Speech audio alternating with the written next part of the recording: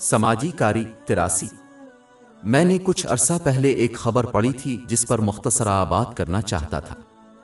اس نے بتایا کہ ایک شخص دوست سے کیسے متاثر ہوتا ہے۔ دنیا میں ایسی بے شمار مثالیں موجود ہیں کہ کس طرح ایک شخص نے اپنے دوست کو زندگی میں غلط راستہ اختیار کرنے کی ترغیب دی، جس کی وجہ سے وہ جیل جیسی سنگین پریشانی کا باعث بنے۔ کسی کو صرف ان لوگوں سے محتاط نہیں رہنا چاہیے جو بری خصوصیات کے حامل ہیں، کیونکہ وہ اپنے دوستوں پر منفی اثر ڈالیں گے۔ سنن ابو داؤد نمبر 4833 میں موجود حدیث میں اس کی تنبیہ کی گئی ہے۔ لیکن ایک مسلمان کو ان لوگوں سے بھی ہوشیار رہنا چاہیے جو بظاہر ان سے سچی محبت رکھتے ہیں، خاص طور پر وہ لوگ جو اسلامی علم نہیں رکھتے۔ اس کی وجہ یہ ہے کہ جس کے پاس اسلامی علم نہیں ہے وہ بعض اوقات اپنے پیاروں کو غلط نصیحت کرتا ہے، یہ یقین کرتے ہوئے کہ اس نے پورا کیا ہے اور اپنے ساتھی سے اپنی محبت کا اظہار کیا ہے۔ مثال کے طور پر ایک بیوی اپنے تھکے ہوئے شوہر کو مشورہ دے سکتی ہے کہ وہ اپنی فرض نماز مسجد میں باجماعت ادا کرنے کے بجائے گھر میں ادا کرے۔ اگرچہ بعض علماء کے نزدیک گھر میں فرض نماز پڑھنا ابھی تک جائز ہے، لیکن یہ نصیحت صرف پیغمبر اکرم صلی اللہ علیہ وآلہ وسلم کی عظیم ترین روایتوں میں سے ایک کو دور کرے گی۔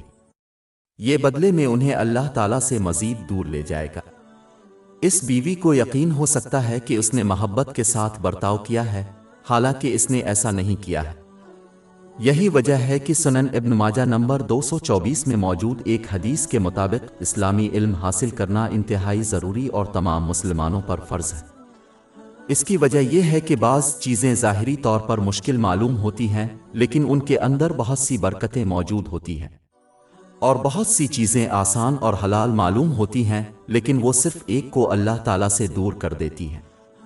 لہٰذا ایک مسلمان کو ہوشیار رہنا چاہیے اور اللہ تعالیٰ کی اطاعت پر ثابت قدم رہنا چاہیے، اس کے احکام کو بجا لاتے ہوئے، اس کی ممانعتوں سے اجتناب کرتے ہوئے، اور رسول اللہ صلی اللہ علیہ وسلم کی روایات کے مطابق صبر کے ساتھ تقدیر کا مقابلہ کرنا چاہیے، اور اس مشورے سے بے وقوف نہ بنے جو ایک پیارا انہیں دیتا ہے۔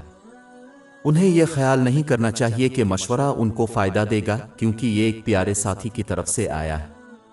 انہیں اس نصیحت کا موازنہ اسلام کی تعلیمات سے کرنا چاہیے اور صرف اس صورت میں عمل کرنا چاہیے جب اسلام اسے منظور کرے۔ اگر یہ اسے منظور نہیں کرتا ہے تو انہیں اس پر عمل کرنے سے گریز کرنا چاہیے اور مہربانی سے اپنے ساتھی کو اسلام کی تعلیمات کے مطابق صحیح طریقہ کار کی نصیحت کرنا چاہیے۔ ہماری ویب سائٹ www.shekpod.com پر 400 سے زیادہ مفت e books, audio books, infographics, podcast اور بلاگ دستیاب ہے۔